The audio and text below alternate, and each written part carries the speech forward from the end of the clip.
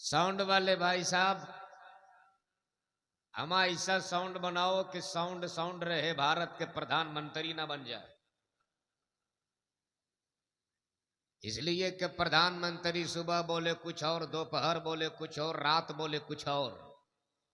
लोगों ने पूछा था आप सुबह कुछ और बोलते हैं, दोपहर कुछ और बोलते हैं, रात कुछ और बोलते हैं, तीनों में सही क्या है? तो बहुत चालाक है।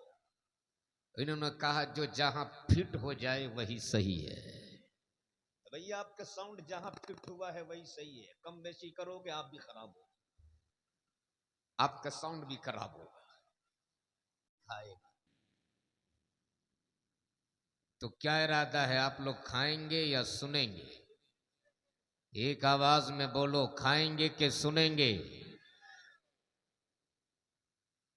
वैसे कारी गुलाम रब्बानी चले गए क्या? नाज़िम इजलास मौलाना जहांगीर साहब वो भी चले गए। अब जाने वाले को कौन रोक सकता है? जिनका टाइम आता है वो चला ही जाता है। तो जिन लोगों को जाना है उन्हें जाने दीजिए। ये देखिए चचा चप्पल लेके जा रहे हैं। अच्छा आ रहे हैं। बाबू का रात की 12 बजे किसका फोन आ गया? यही तो अलमिया है। अब बताइए ये नौजवान लोग थोड़ी देर बर्दाश्त नहीं कर पाते तो बूढ़ों का क्या होगा हजरत? वैसे एक जलाली खतीब तकरीर कर रहे थे, एक नौजवान बीच से कभी उठ रहा था कभी बैठ रहा था। खतीब जलाली थे, जोर से डांटा, वो बैठ गए। जलसा खत्म हो गया, बैठा ही रहा। लोग सलाह तो सलाम पढ़ लिए, वो बैठा ही रहा। मौलाना बोले बाबू अब क्यों नहीं जाते हो? बोले हुजूर जिस काम के लिए जा रहा था वो यही हो गया है। तो वैसे क्या इरादा है, आप लोगों को जाना नहीं है ना? ये तो अल्लाह का शुक्र है कि रात के 12 बजे 12:15 मुझको आज कुर्सी मिल गई, वरना बड़े बड़े जलसे और बड़ी बड़ी कॉन्फ्रेंसों में लोग मुझको 2-2:30 के बाद ताजिया बना कर लाते हैं। दिलदार भाई, हजरत हुआ था एक हादसा मेरे साथ नागपुर में। ठीक 2:30 लोग मुझको स्टेज पे लाए। क्या देखता हूं सामने एक चचा कुर्सी पे बैठे, पूरा मुंह फाड़ के सो रहे। मैंने पहले उसे जगाया और जगा के कहा चचा मुझको आपके सोने से तकलीफ नहीं है, या आपके सोने की स्टाइल से मुझको तकलीफ है। ये आप मुंह फाड़ के क्यों सो रहे हो? उन्होंने कहा मौलाना रात के 9 बजे जलसा शुरू हुआ और इस वक्त रात के 2:30 बज चुके। ये दर्जनों शोरा आते रहे, दर्जनों कलाम सुनाते रहे, खतीब आते रहे, तकरीर सुनाते रहे, बीच बीच में नकीब आते रहे, वो मौके का फायदा उठाते रहे, कभी नात कभी तकरीर।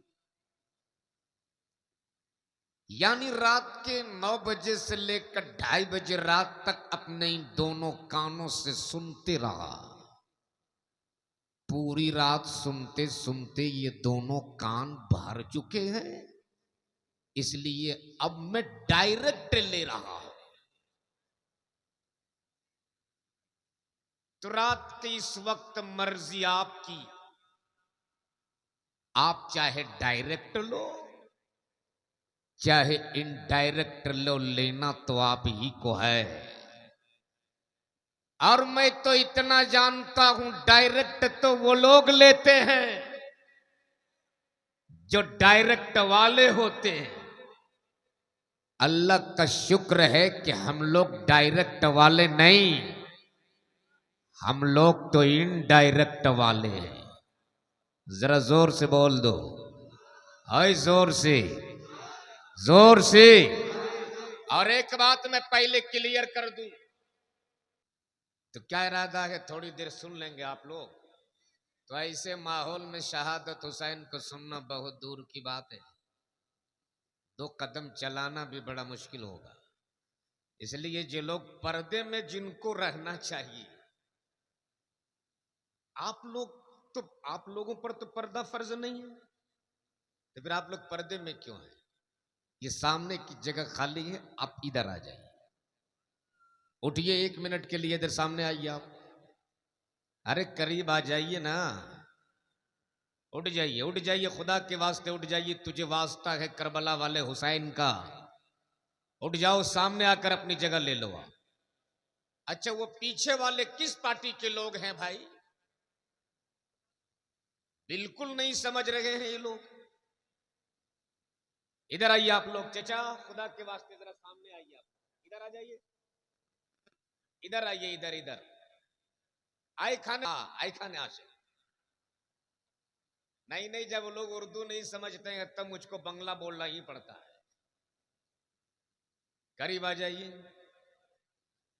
वो बीच में जगह क्यों खाली है? जब हद निगाह मजमा होता है तब बरकाती की तकरीर हो पाती है। करीब आ जाइए, वरना हमको वो कहना पड़ेगा फिर। आप लोग सब उर्दू समझ रहे हो ना? कितने लोग समझ रहे हैं? नहीं नहीं, आप ही के इलाके में कुछ जगह ऐसी है जहां लोग बिल्कुल उर्दू नहीं समझते हैं। बोलिए हजरत, सही क्या गलत है? आपका नाम क्या हुआ? मोहम्मद निजामुद्दीन साहब। हजरत आपका? मोहम्मद जियाउल हक साहब। देखिए कितना खूबसूरत चेहरा, अल्हम्दुलिल्लाह, अल्लाह सलामत रखे। तो सब उर्दू समझ रहे हैं ना? नहीं नहीं, आप ही के इलाके के एक बंगाली बाबू बेचारा, वो पहुंच गया था लखनऊ और बैठ गया रिक्शे पर। उतरने की मंजिल आई तो बंगला जुबान में बोला, है रिक्शा वाला दाड़ा अमी आई खाने नाम। अब वो लखनऊ इलाहाबाद के लोग क्या समझे बांग्ला? जैसे ही बोला दाड़ा, उसने रिक्शा तेज दौड़ाया, बोला, है रिक्शा वाला दाड़ा अमी आई खाने नाबू। वो गरीब रिक्शे वाले के पास जितनी ताकत थी, कस के पैटल मारा। तब वो बंगाली बाबू सोचे कि यहां बांग्ला चौल बनाए। बड़ी जद्दोजहद के बाद वो हिंदी बोलने की कोशिश की और बोला, रिक्शा वाला रिक्शा रोको, हम यहीं पे गिरेगा, हम यहीं पे। रिक्शा वाला हाथ जोड़ के खड़ा हो गया, भैया मैं 30 साल से रिक्शा चला रहा हूं, मेरा बाप भी रिक्शा चलाता था, हम लोग खानदानी रिक्शा चालक हैं, आप इत्मीनान से बैठिए, मैं आपको नहीं गिरने दूंगा। बोला, अरे बोलता ना हम गिरेगा। तब वो बेचारा रिक्शा वाला साइड में रिक्शा रोका और झोला से निकाला एक मजबूत सी मोटी रस्सी और रिक्शे के साथ मिलाकर गिट्ठा बांध और बोला, आराम से बैठिए, अब आप कभी नहीं गिरिएगा। तो अगर आप लोग समझ गए हो तो जरा समझ के बोल दो, या रसूल अल्लाह। ऐसे नहीं, जरा दोनों हाथों को उठा के बोल दो, या रसूल अल्लाह। हम और जोर से, जोर से। इश्क में मोहब्बत से, ताकत के लिए, कुव्वत के लिए, हौसले के लिए, अजमत के लिए, जीत के लिए, फतह के लिए पूरा मजमा बोल दे, लब्बैक या रसूल अल्लाह, लब्बैक या रसूल अल्लाह, लब्बैक या रसूल अल्लाह। माशाअल्लाह, अब लग रहा है कि मैं नूरपुर।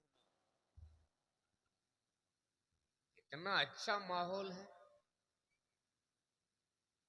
इतना अच्छा माहौल है। अब मैं अहले इल्म के दुआओं का सहारा लेते हुए सिर्फ एक मतला और एक शेर, हजरत तवज्जो चाहूं। नहीं नहीं, आजकल लोग तवज्जो के माने बदल दिए। तवज्जो के माने, एक मुशायरा में लोगों ने एक गैर मुस्लिम नेताजी को चीफ गेस्ट की हैसियत से बुला लिया और जहां दिलदार साहब बैठे हैं वहीं बैठा दिया। अब जो भी शायर आए बोले नेताजी तवज्जो चाहो, बेचारा उन्होंने 500 का नोट निकाला दे दिया। दूसरा शायर आए बोले नेताजी तवज्जो चाहो, 1000 का निकाला दे दिया। लोग आते गए, तवज्जो चाहते गए, नेताजी देते गए। आखिर में जो शायर आया बोले नेताजी तवज्जो चाहो। नेताजी ने ऊपर वाली जेब देखी, साइड वाली जेब देखी, धीरे से खड़ा हो बोले शायर साहब माफ करना जी, तवज्जो खत्म हो चुकी है। तो क्या इरादा है? दिलदार भाई आप बैठे हो वहीं, आपसे तवज्जो चाहूं, पुड़िया मत निकालना। वैसे रजनीगंधा आप दे चुके हो, तवज्जो नहीं, आप लोगों से दुआएं चाहो। पूरा मजमा झूम के या रसूल अल्लाह, सुनोगे तो एक आवाज में या रसूल अल्लाह। हर कदम हर नफस देखते रह गए। रब्बानी साहब, हर कदम हर नफस देखते रह गए। उनको देखा तो बस देखते रह गए। उनको देखा तो बस देखते रह गए। और अगले इल्म के हवाले ये शेर के सूरे वद्दुहा पढ़ के जिब्रील भी, सूरे वद्दुहा पढ़ के जिब्रील भी चेहरे मुस्तफा देखते रह गए। सूरे वद्दुहा पढ़ के जिब्रील भी चेहरे मुस्तफा, बोल दो मजमा, पूरा बोल दो, चेहरे मुस्तफा। और जब बरेली के ताजदार ने देख लिया तो झूम गए, और जब झूम गए तो तुरबत रसूल चूम गए। बोल बोल जोर से। और जब चूम गए तो बोल पड़े हाजियों आओ, शहंशाह का रोजा देखो। काबे का तवाफ कर लिए, आओ। हजरे अस्वद को चूम लिया, आओ। सफा मरवा की सही कर ली, आओ। औकुफ अरफा कर लिया, आओ। कयाम मुस्तल्फा कर लिया, आओ। रमी ये जमरात कर ली, आओ। हाजियों आओ, शहंशाह का रोजा देखो। अरे काबा तो देख चुके, काबे का काबा देखो। बहुत जरा यहीं रुक कर आप एक बात बता दो, दामन तो आप किसी का नहीं छोड़ोगे, ये सही। लेकिन एक बात बताओ, आप लोग नमाज पढ़ते हो ना? अरे बोलो ना। पंजगाना ना सही, जुमा जुमा तो पढ़ते ही होगे। और अगर जुमा नहीं तो ईद बकरीद किसकी मैया रोक दे? किसकी माँ दूध पिलाई है जो ईद बकरीद रोक दे? अच्छा, जो 5 वक्त नमाज नहीं पढ़ता वही ईद बकरीद में पहली सफ में बैठे, बोलो सही के गलत? और इमाम साहब को बोलेंगे हजरत, ये नहीं बोलेंगे टाइम हो गया, हजरत हजरत, बोलो सही के गलत है? अच्छा, नमाज पढ़ते हो, मान लो हमें फजर की नियत करनी पड़ जाए, तो क्या नियत करते? नियत की मैंने 2 रकत नमाज फजर की फर्ज वास्ते अल्लाह ताला के पीछे इस इमाम के मुंह मेरा काबा शरीफ के तरफ, अल्लाह अकबर। बोलो यही नियत है ना? इमाम साहब हैं कि चले गए? किधर है इमाम साहब? इमाम साहब कहाँ है? या अल्लाह, इमाम साहब एक ही वक्त में पीछे रहते हैं, और वो कौन सा वक्त है? इमाम पीछे कब रहता है? सुभान अल्लाह। इमाम एक ही वक्त में पीछे रहता है जब जनाजे की नमाज हो। हजरत यहाँ तो जनाजा है नहीं तो फिर आप तो पीछे। हजरत शरीफ भूल गया मकसूद रसा इमाम साहब, अल्लाह सलामत रखे, बड़े अच्छे मुखलिस आदमी है। तुम्हें क्या कह रहा है?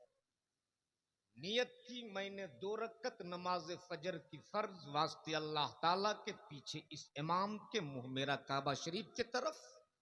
जोर से बोलो क्या कहते हो? इसमें भी शर्मा रहे हो? अरे सबक हासिल करो मेरी कौम की उस बेटी से जो कर्नाटका के मैदान में उन भेड़ियों के बीच तनहा सैयदा फातिमा की कनीज बनकर खड़ी होकर अल्लाह अकबर की सदाओं को बुलंद किया था। तो जब एक खातून इतना जोर से अल्लाह अकबर कह दे तो ये भेड़ बकरी अपनी जगह ले ले। मुसलमान जिस दिन तू अल्लाह अकबर की सदाएं बुलंद कर देगा, खुदा की कसम इस भारत के मुल्क में तुम भी शान के साथ जियोगे, तेरी औलादें भी शान के साथ जिएगी। बेशक सुभान अल्लाह, हक है। क्या कहते हैं? मुंह मेरा काबा शरीफ के तरफ, जोर से मुंह मेरा काबा शरीफ के तरफ, अल्लाहू अकबर। अब हजरत यहीं से तवज्जो चलो। अच्छा वो लोग कौन जलसा कर रहे हैं उधर? ये पीछे वाले हजरात से गुजारिश है कि आप लोग इस तरह आवाज बुलंद ना करें। वॉलंटियर हजरात जरा देख ले जरा क्या बात है। ये हमारी माँ बहनें इतना सुकून के साथ सुन रही है, ये बहुत बड़ी बात है। हम लोग अदद वाले हैं और हज पे जा रहे हैं। अल्लाह ने दौलत दी तब ना, हज पे जा रहे हैं। तो जिनको ये मेरी कौम की, ये देखिए हमारे सेक्रेटरी साहब सुभान अल्लाह करीब आई मोइनुद्दीन साहब, अल्लाह सलामत रखे। सुबह से लेकर अब तक ये बेचारे परेशान हैं और आज ये चंद मिनट की परेशानी कल महशर के मैदान में आपको सुकून देगा। इसलिए पूरा मजमा एक आवाज में बोल दो या रसूल अल्लाह, सुभान अल्लाह। आप भी जा रहे हैं, अल्लाह ताला आपको भी हज की दौलत से सरफराज फरमाए। अब जरा तवज्जो चाहो थोड़ी देर मेरी, दोनों हाथों को उठा के बोल दो अल्लाहू अकबर, अल्लाहू अकबर। तवज्जो चाहो और कुछ लाए, जो दिया है कबूल रखिए। 800 800 886 रख दीजिए। सुभान अल्लाह। अल्लाह उन दोनों के हज की दौलत से सरफराज फरमाए, उनके सफर को अल्लाह आसान फरमाए। अल्हम्दुलिल्लाह तहदीस नेमत के तौर पर हजरत सन 2005 में मैं भी अपने माँ बाप के साथ हज किया। अपने माँ बाप के साथ, अपने माँ बाप। बैठ जाओ, अब आप उधर मत जाओ, मैं आपको भेजूं, इसलिए कि आप जलसा सुनने कम दे रहे हो, जलसा कर ज्यादा रहे हो। जिसे वो करना चाहिए वो तो सुकून से बैठी है, आप तबाह कर रहे हैं। ये मेरी कौम की बेटियां बड़ी सुकून से सुन रही है, वरना और जगह जलसा सुनने नहीं आती माँ बहनें, जलसा करने आती है। ये चूड़ी कहाँ से खरीदी, किस मार्केट से ली? बड़ी खूबसूरत है, एड्रेस बताओ। दुपट्टा बड़ा सुंदर है, मालदा से खरीदी के फरक्का से खरीदी, एड्रेस बताओ। वो जलसा सुनने नहीं, जलसा करने आती है। अल्लाह का शुक्र है कि ये मेरी कौम की बेटियां बड़ी गौर से सुन रही हैं। अल्लाह इन्हें कनीज़े फातिमा का सदका अता फरमाए। पूरा मजमा जोर से बोल दो आमीन। सुमा पूरब वाले नियत करे मुकाबा शरीफ की तरफ, पश्चिम वाले नियत करे मुकाबा शरीफ की तरफ, दक्षिण वाले नियत करे मुकाबा शरीफ की तरफ, उत्तर वाले नियत करे मुकाबा शरीफ की तरफ। मैंने पूछ लिया काबा, पूरी दुनिया का किबला तू है, पूरी दुनिया का काबा तू है, बता तेरा किबला किधर है, बता तेरा काबा कौन? तो काबा भी इश्क में बोल उठा, पूरी दुनिया का किबला मैं हूं, पूरी दुनिया का काबा मैं हूं, और मेरा काबा मुहम्मदुर रसूलुल्लाह है। तो किसी आशिक ने कहा कि सबने तो सर झुकाया है काबे के सामने, बेशक हम काबा झुका है गुंबदे खजरा के सामने, काबा झुका है गुंबदे खजरा के सामने। अब जरा कुरान कहता है, ए लोगों, जब तुम कोई गुनाह कर लो, जब तुम अपने नफ्स पे जुल्म कर लो तो आओ, ए अल्लाह मैं तेरा बंदा हूं, मुझसे गुनाह हो गया, मुझसे पाप हो गया, मैंने गुनाह कर लिया, और तू कह रहा मेरे बंदो जब तुमसे कोई गुनाह हो जाए तो आओ, मकाम मिना में आ जाओ, नहीं, मुजदलफा की वादी में आ जाओ, नहीं, सफा मरवा की चोटी पे आ जाओ, नहीं, ए रब्बे सुल जलाल, गुनहगार मैं हूं और तू बुला रहा तो मैं आऊं कहां? तवज्जो चाहो अहले इल्म की, मैं आऊं कहां? तो कुरान कहता है जाओ आ रसूल की बारगाह में, अरे बोल लो, बोल जोर से, आ नबी की चौखट पर, मुजरिम हो कारी गुलाम रब्बानी का, और वावे मौलाना मकसूद साहब किबला के पास। ये क्या माना? जिसका मुजरिम हो उसके पास जाए, जिसका बागी हो उसके पास जाए, जिस जगह से जुर्म हुआ हो वहां जाए। लेकिन यहां मामला तो बड़ा अजीब है।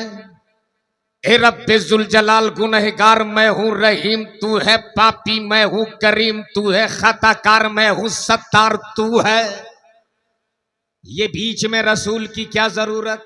तवज्जो चाहो, बीच में नबी की क्या जरूरत? तो रब फरमाता है नादान उन्हीं की जरूरत थी जो मैंने तुझे पैदा किया। सुभान अल्लाह, से, सुभान जोर अल्लाह, से। बहुत खूब, माशा। उनकी जरूरत ना होती तो ना मैं जमीन पैदा करता, ना आसमान पैदा करता, ना चांदो सूरज पैदा करता, ना हूरो मलक पैदा करता। और ऐसा लाजवाब मैंने अपने महबूब को पैदा किया, ऐसा बेमिसाल पैदा किया, ऐसा बेनजीर पैदा किया, ऐसा पावरफुल पैदा किया।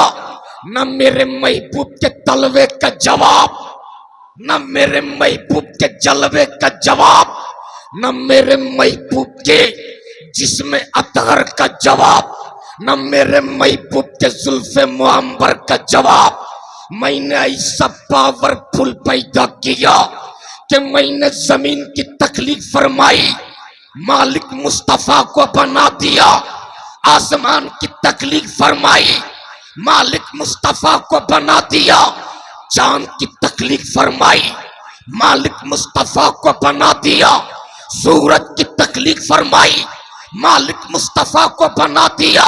सितारों की तकलीफ फरमाई, मालिक मुस्तफा को बना दिया। कायनात के जर्रे जर्रे की तकलीफ फरमाई, मालिक मुस्तफा को बना दिया। यहां तक के मैंने जन्नत की तकलीफ फरमाई, मालिक मुस्तफा को बना दिया। जिसकी तरफ सरकार ताज शरिया देखकर बोल उठे कि जहां पानी अता कर दे, भरी जन्नत हिबा कर दे।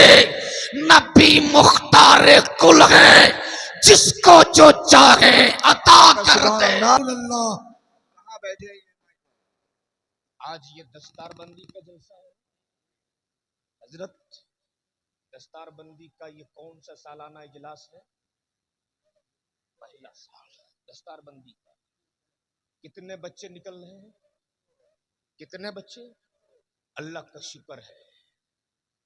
मदरसा का नाम मदरसा कलीमिया मिसबाहुल उलूम सुभान अल्लाह, मदरसे का नाम भी रखा है तो अपने पीर का नाम का सदका लेकर के बोल दो जोर से। सुभान अल्लाह, और एक बेशक चीज याद सुभान रखना, अल्लाह। आप मदरसे के बच्चों के मेले कुचले कपड़े देखकर कभी भी उसे गिरी नजर से मत देखना। मदरसे के बच्चों के फटे पुराने कपड़े देखकर कभी भी उसे हकारत की नजरों से मत देखना, इसलिए कि ये वो हैं जब ये सीने में कुरान लेकर चलते हैं ना, इनके कदम जमीन पर बाद में पड़ते हैं, फरिश्ते पहले पर बिछा दिया करता है। सुभान अल्लाह, बेशक। पूरा मजमा बोल दो झूम के, या रसूल अल्लाह। या रसूल अल्लाह। आपने इस मदरसे को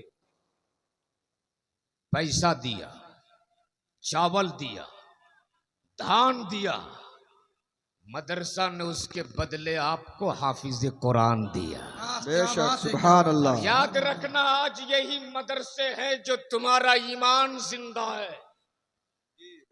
इसी मदरसों के बुनियाद पर आज तुम्हारा ईमान जिंदा है, हमारा इस्लाम भी जिंदा है।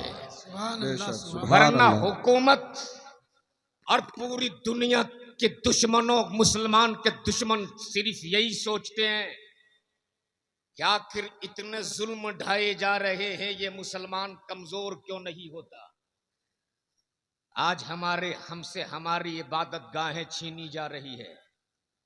रात के सन्नाटे में हमारे मदरसों पे बुलडोजर चलाए जा रहे हैं, लेकिन बता दो उनकी आंखों में आंखें डालकर कि हमारे मदरसे हुकूमत के खजाने से नहीं चला करते, हमारे मदरसे तो मुसलमान के ताउन से चला करता है। हमारे मदरसे तो छप्पर में रहने वाले मजदूर की ताउन की बुनियाद पर चला करता है। और जब मजदूर अपने जायज कमाई से मदरसे तो ताउन करता है, तो यही मदरसे वाले कभी उसे आलिम दीन देते हैं, कभी मुफ्तियाने कराम देते हैं, कभी हाफिज कुरान देते हैं। और जब ये 30 पारे कुरान के अपने सीने में महफूज करके निकलते हैं, तब इनके लिए और इनका कदम जमीन पर बाद में पड़ता, फरिश्ते पहले पर बिछा दिया करते हैं। जब ये चलते हैं तो आसमान के बादल विभाग का आगे बढ़कर इसके लिए साया तक दिया करता है। सुभान अल्लाह, सुभान अल्लाह। इसलिए ये वो मदरसा है, आज हमारे मदरसों को आतंकवाद और दहशतगर्द का अड्डा कह बंद करवाया जा रहा है। लेकिन मैं आपको आज के इस चैनल के जरिए बता देना चाहता हूं कि मदरसों से आतंकवाद जन्म नहीं लेता, मदरसों से तो मुल्क का मुहाफिज पैदा होता है। सुभान अल्लाह, सुभान अल्लाह। आओ एक उदाहरण आपको इसी बंगाल का दे दूं। आज से तकरीबन 5 या 6 साल पहले, अगर आप लोग अखबार, फेसबुक या व्हाट्सएप से जुड़े हो तो मालूम होगा, इसी बंगाल में शहर आसनसोल में 5 साल 6 साल पहले एक दंगा हुआ था। हजरत, उस दंगे में मेरे आलिम का एक बेटा मारा गया था, दरिंदों के शिकार हो गया था मेरे आलिम का एक बेटा। 30 साल से वो इमामत के मनसब पर फाइज थे, उतर गए सर पे कफन बांध कर मुक्तदी, और बोल पड़े, हजरत हम आपके बेटे का इंतकाम लेंगे, हम बदला लेंगे आपके बेटे की शहादत का। उस वक्त मेरा वो आलिम भीड़ के सामने खड़ा होकर हाथ जोड़कर कहा था कि मैंने 30 साल तक इस मस्जिद में इमामत की है, 30 साल तक इस मिंबर पर चढ़कर मैंने खुतबा पढ़ा है, 30 साल तक इस मुसल्ले पे चढ़कर मैंने तेरी इमामत की है। अगर जर्रा बराबर भी तेरे दिल में मेरे लिए इज्जत है तो लौट जाओ तुम लोग अपने अपने घरों को। वापस चले जाओ तुम लोग अपने अपने घरों को। इसलिए मुझको अपने बेटे की मौत का इंतकाम नहीं लेना, मुझको अपने बेटे की मौत का बदला नहीं लेना। इसलिए कि मैं एक बाप हूं। बाप मैं जानता हूं, जब एक बाप के कंधे पर जवान बेटे की लाश हो तो वो चाहे हिंदू हो, चाहे मुस्लिम हो, चाहे सिख हो, चाहे ईसाई हो, बाप बाप होता है। जब जवान बेटे की लाश बाप के कंधे पर हो तो एक बाप के दिल पे क्या गुजरता है वो मैं जानता हूं। जब एक जवान बेटे की लाश मां की गोद में तड़प रही हो तो एक मां को क्या दर्द होता है वो मेरी बीवी जानती है। जब एक बहन की गोद पर भाई की लाश तड़प रही हो तो एक बहन के दिल पे क्या गुजरता वो एक बहन ही जानती है। इसलिए मैं ये नहीं चाहता जो दर्द मुझको मिला है वही दर्द भारत में रहने वाले मेरे किसी गैर मुस्लिम भाई को भी मिले। जो दर्द मेरी बीवी को मिला है मैं नहीं चाहता वो दर्द किसी हिंदू बहन को भी मिले। जो दर्द मेरी बेटी को मिला है मैं नहीं चाहता वही दर्द किसी गैर मुस्लिम बहन को मिले। इसलिए मैं अपना बेटा खोकर इस मुल्क में अमन चाहता हूं, अपना बेटा खोकर अपने मुल्क में इत्तेहाद और अमन परस्ती का पैगाम देना चाहता हूं। मेरे उन आलिम ने इन लोगों के मुंह पे थप्पड़ मारकर, नफरत फैलाने वालों के मुंह पे तमाचा मारकर पूरी दुनिया को बता दिया था कि मदरसों से आतंकवाद जन्म नहीं लेता, मदरसों से मुल्क का सिपाही जन्म लेता है, मदरसों से मुल्क का मुहाफिज पैदा होता है। इसलिए छप्पर में रहने वालों मुसलमानों, कभी भी आप अपने गुर्बत पे रोना मत, कभी भी अपने आप पर आंसू बहाना मत, कभी भी अपने गरीबी को देखकर एहसास से कमतरी का शिकार होना मत। इसलिए कि मक्के में एक से एक हवेली थी, मक्के में बड़ी बड़ी बिल्डिंगें थी, लेकिन मेरे पैगंबर ने तेरे लिए, मेरे मुस्तफा ने हम जैसे गरीबों के लिए मक्के की हवेली नहीं पसंद किया, पसंद किया तो हलीमा की झोपड़ी पसंद किया। इसलिए गरीबों कभी भी अपने गुर्बत पे रोना मत। मैं जानता हूं हम गरीब जरूर हैं, हम अपने बच्चे को भूखा तो रख सकते हैं, मेहमान रसूल को हम भूखा नहीं सोने दे सकते हैं। इसलिए कि ये वही मेहमान रसूल हैं जिनके बारे में अल्लाह के रसूल ने फरमाया, जब एक मेहमान रसूल किसी कब्रिस्तान से गुजर जाए तो 40 दिन तक अल्लाह उस कब्रिस्तान से अपना अज़ाब उठा लिया करता है। सुभान अल्लाह, बेशक।